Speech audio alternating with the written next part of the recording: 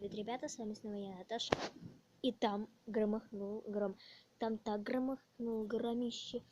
То, что я, под одеяло забралась. У меня только вон фонарик в освещении. И дело это в том, что я в доме одна. Нет, я люблю грозу. Не подумайте, что я ее боюсь. Просто здесь тепло. В общем, переходим на нормальное освещение, закрываем камеру, чтобы вас не ослепило лампой. Да, я сейчас смотрю Сашу Спилберг. Интернет исполняет мечты, плюс я звоню Спилбергом. Вот так вот видео называется. Ой, сейчас вам покажу, что на улице вообще происходит.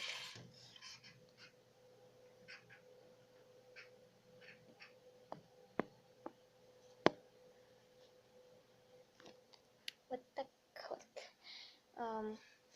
Я сейчас сижу в Ютубе, в Одноклассниках, ВКонтакте. И я зашла. Так, и что бы я хотела вам сказать, я очень боюсь. О, браслетик! Я боюсь, потому что я одна дома. Я уже, как говорила, я люблю грозу. Я очень люблю грозу. Я обожаю грозу. Но вот в таких случаях мне она не очень нравится. Когда ты сидишь ВКонтакте, и у тебя за окном гроза.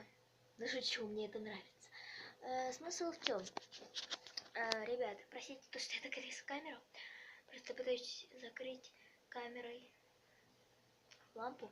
Так вот, ребята, смысл в чем? Мне пришло сообщение в Одноклассниках. Нет, смысл не в этом. Я хочу, чтобы вы написали в комментариях свои истории, связанные с грозой, с громом, с молнией. Или напишите в комментариях, боитесь вы грозу или нет. Но было бы интереснее, если вы писали истории. Вот в чем смысл. Я сегодня уже не знаю, со скольких часов сижу, и у меня за окном гроза. Простите, что я так трясу камеру. Просто у меня нога зачесалась. Я другой ногой ее чесала. И вот. Подробности, блин. И ставьте лайки, подписывайтесь на мой канал, чтобы не пропустить новые видео. А с вами была Наташа. Всем пока-пока. Надеюсь, вы напишите в комментариях свои истории. Или боитесь вы грозу или нет. Или поставите лайк хотя бы. В общем, всем пока-пока. Кстати, я еще не выстрелила. Но я снимаю. Потому что мне уже лучше.